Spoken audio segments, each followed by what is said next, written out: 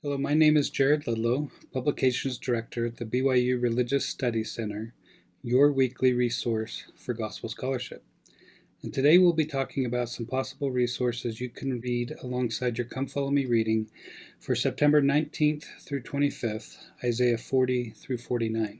Both of these this week happen to come from Terry Ball, a retired faculty member and dean of religious education here at BYU.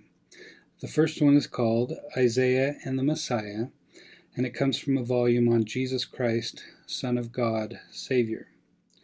And in this article, Terry Ball talks about Isaiah's teachings concerning both the mortal and the millennial Messiah.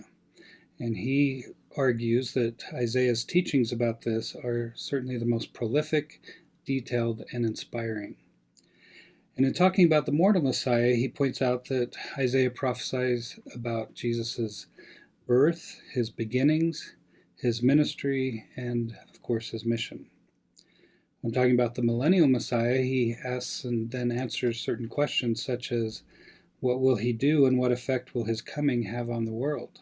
And he finally ends his article asking the question, how can we prepare for the millennial Messiah?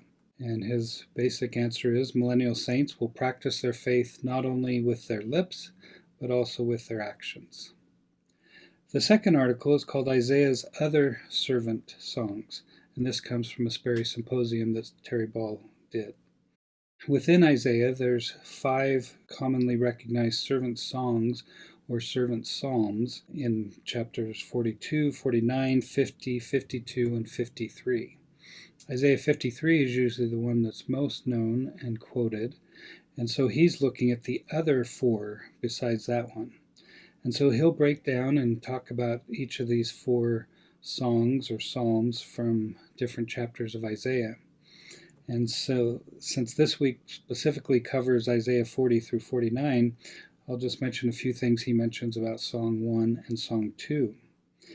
And one of the points he makes with Song 1 is that in the meridian of time, when Jesus was born, many of the descendants of Israel were looking for Messiah who would come in great power and glory. He'd destroy the wicked and he'd usher in this great theocracy of peace. In other words, they were looking for a millennial Messiah. But this song speaks of a different coming of a Messiah, the coming of a mortal Messiah, whose ministry would be quiet and gentle.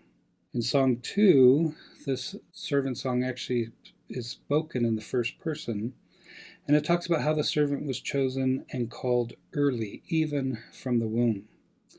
Now, he points out that there's a lot of irony and paradox throughout this song, because though he is both well prepared and powerful, he's also hidden in his father's hand and kept in his father's quiver. And there's also opposing perspectives of the Savior's mortal ministry, one of failure, but also one of pleasing accomplishment.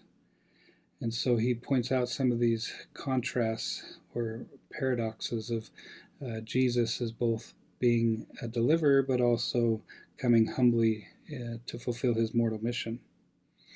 And he also has a little section where he talks about how Nephi quotes from this servant song to his brothers, and he included several lines of text at the beginning that are not found in other versions of the Old Testament.